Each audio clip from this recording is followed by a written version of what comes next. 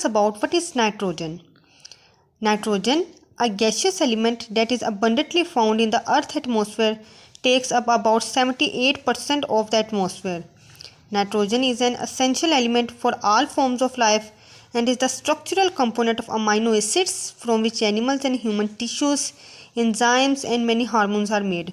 इसके अलावा हम कह सकते हैं कि हमारा जो नाइट्रोजन है ये हमारे बहुत से biological molecules, for example proteins, nucleic acid, DNA, RNA, इनमें भी एक वाइटल किरदार अदा करता है.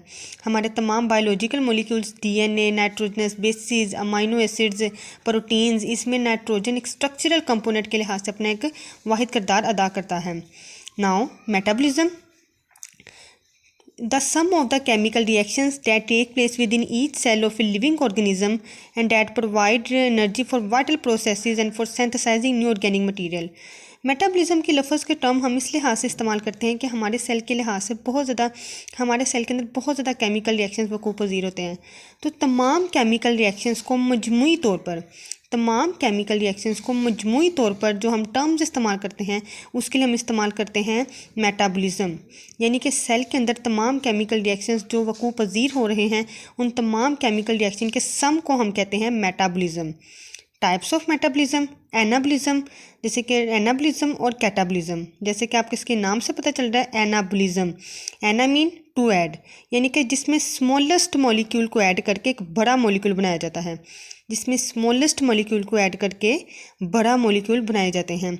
Anabolism also called biosynthetic, the sequence of the enzyme catalysed reactions by which relatively complex molecules are formed in living cell from neutrons with relatively simple structures. Catabolism. Cata mean to cut. It's mean that कि जिसमें हमारे पास बड़े molecules को तोड़ के smallest molecule में convert कर दिया जाता है. The sequence of the enzyme catalyzed reaction by which relatively large molecules in living cells are broken down or degraded. Part of the chemical reactions released during catabolic process is converted in the form of energy-rich compounds. For example, adenosine triphosphate, ATP. ठीक है, तो अभी तक हमने ये discuss किया कि nitrogen metabolism में नाइट्रोजन को डिस्कस किया. उसके बाद मेटाबॉलिज्म सेल के तमाम केमिकल रिएक्शंस को मजमूई तौर पर हम मेटाबॉलिज्म की टर्म देते हैं. Types of metabolism. Anabolism, catabolism. Ana mean to add, जिसमें बड़े मॉलिक्यूल्स को, एना मीन ऐड, जिसमें स्मॉलेस्ट मॉलिक्यूल को बड़े से बड़े मॉलिक्यूल को बनाया जाता है. कैटा मीन टू कट, जिसमें हमारे पास लार्जेस्ट मॉलिक्यूल्स को तोड़ के स्मॉलेस्ट मॉलिक्यूल में कन्वर्ट कर दिया जाता है. अब हम अपने मेन टॉपिक की तरफ आते हैं, nitrogen metabolism. The metabolism of nitrogen containing molecules such as proteins and nucleic acids differs significantly from that of carbohydrates and lipids, whereas the latter molecule can be stored and mobilized as needed for biosynthetic reactions or for energy generation. There is a no nitrogen molecule. Organism must constantly replenish their supply of usable nitrogen to replace organic nitrogen that is lost in catabolism.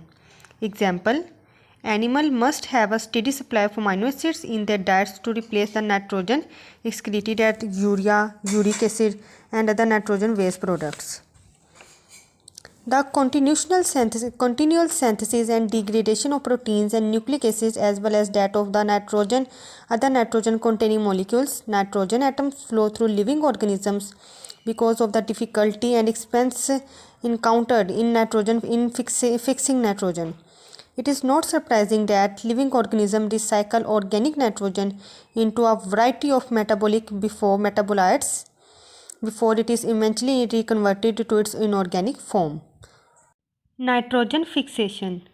जैसे कि मैंने आपको पीछे बताया कि हमारी ज़मीनी फ़िज़ा तकरीबन 78% नाइट्रोजन पर मुश्तमिल है, लेकिन हम इस नाइट्रोजन के मॉलिक्यूल्स को डायरेक्ट यूज़ करने की सलाहियत नहीं रखते.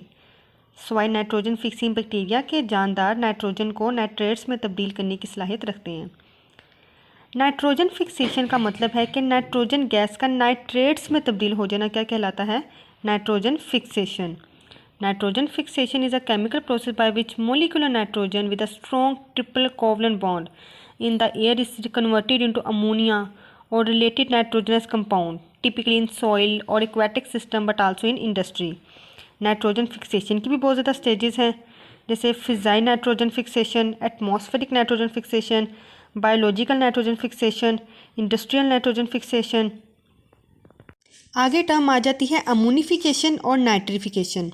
सो अमोनिफिकेशन में इस स्टेज में मुर्दा जानदारों के नाइट्रोजन विकार मादे जैसे कि यूरिया, यूरिक एसिड और प्रोटीन्स अमोनिफाइंग बैक्टीरिया की मदद से अमोनिया में तहलील हो जाते हैं। नाइट्रिफिकेशन प्रोसेस में होता है कि अमोनिया किस बैक्टीरिया की मदद से नाइट्रीफाइंग बैक्टीरिया की मदद से नाइट्राइट्स और नाइट्रेट्स में तब्दील हो जाती है।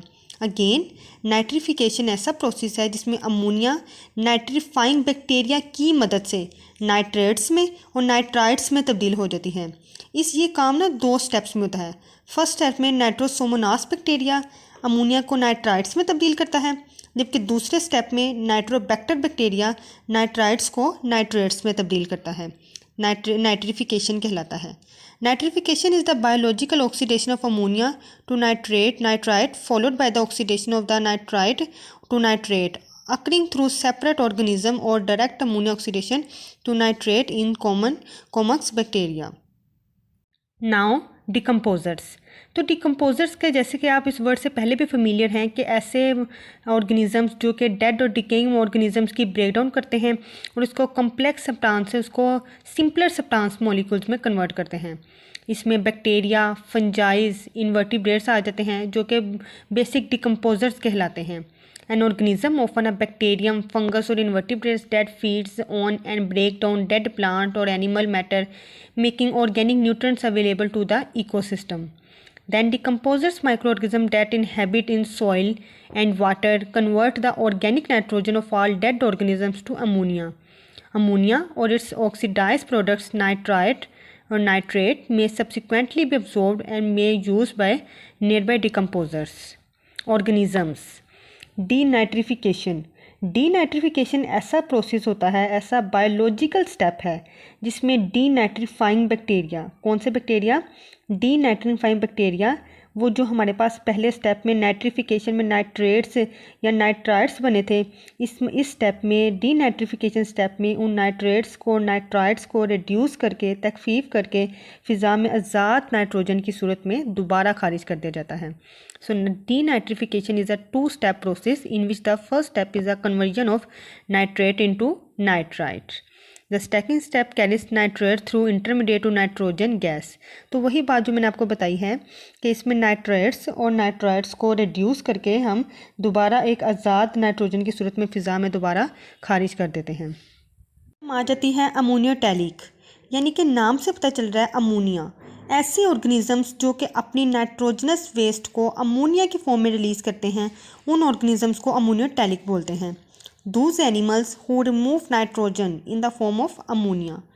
The process of excreting nitrogenous waste in the form of ammonia is termed ammoniotallic. The phenomenon is recognized as ammoniotallism. अब अमोनियोटैलिक एनिमल्स कौन से हैं? अगेन वही बात, can ammoniotelic organisms excrete nitrogen as use soluble ammonia. जैसे कि आपको पता है कि अमोनिया इज़ द प्रोडक्ट और waste formed is highly toxic. ये इंतहाई टॉक्सिक किस्म का अमोनिया कंपाउंड होता है, highly soluble, therefore needs plenty of water for its secretion. इसकी सेक्रीशंस के लिए ammonia is very toxic and dissolves quickly in body fluids, therefore it must be kept in low concentration in the body. To maintain its low concentration below that of body requires large amount of water and also to eliminate in urine that is produced. It's mean that कि ammonia इतना toxic होता है कि इसके remove के लिए हमारे पास plenty of water की ज़रूरत होनी चाहिए। तकरीबन 500 मिलीमीटर वाटर रिक्वायर होता है 1 ग्राम अमोनिया नाइट्रोजन को एक्सक्रीट करने के लिए। 1 ग्राम अमोनिया नाइट्रोजन को एक्सक्रीट करने के लिए तकरीबन 500 मिलीलीटर वाटर की ज़रूरत होती है। इसकी एग्जांपल क्या है? Protozoans, poriferans, fishes and are ammoniotelic. Now ureotelic ऐसे ऑर्गेनिज्म होते हैं जो कि अपने नाइट्रोजनस वेस्ट को यूरिया के फॉर्म में रिलीज़ करते हैं।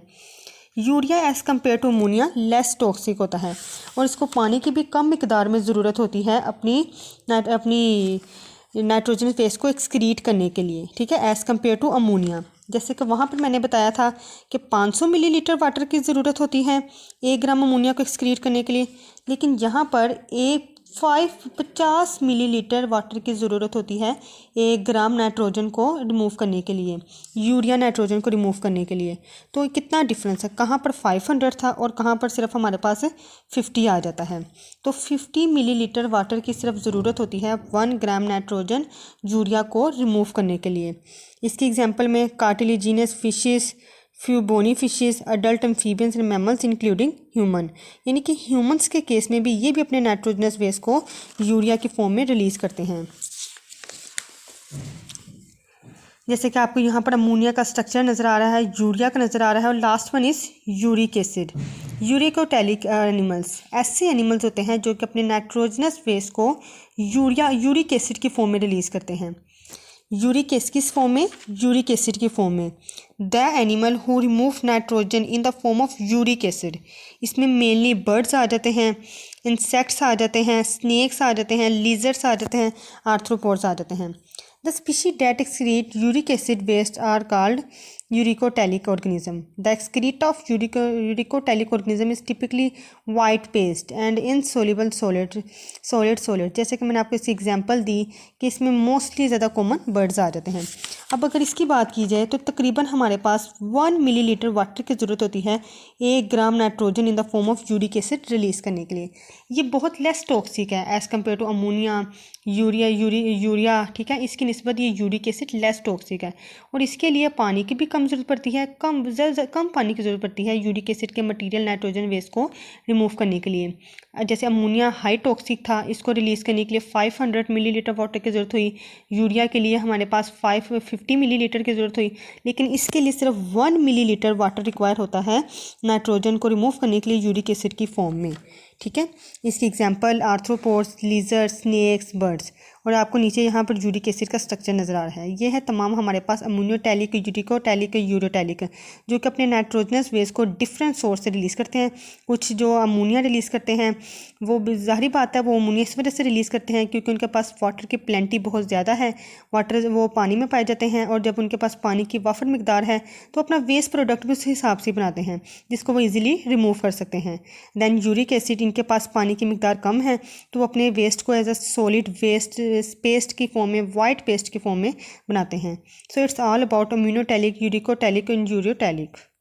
लास्ट पर हमारे पास टर्म आ जाती है metabolic fate of amino acids, यानी कि इसकी फेट क्या है। The overall process of the degradation of amino acids in higher animals is as a rule a complete combustion of the carbon skeleton. Like the oxidation of carbohydrates and fats, the degradation of amino acid falls into two major stages. First major stage, the amino acids are converted into intermediate products that can enter the tricarboxylic acid cycle. The second stage is the oxidation of the intermediates by this cycle. Most of the ammonia arising in the mammalian body from the degradation of amino acids and other nitrogen materials is excreted in the form of urea. ये थी metabolic fate of amino acids. आज के topic में हमने discuss किया nitrogen metabolism, ammonification, nitrification, denitrification, ammoniotelic, uricotelic, ureotelic and metabolic fate of amino acids. अगर किसी का कोई भी क्वेश्चन हो तो वो पूछ सकता है। Thank you so much.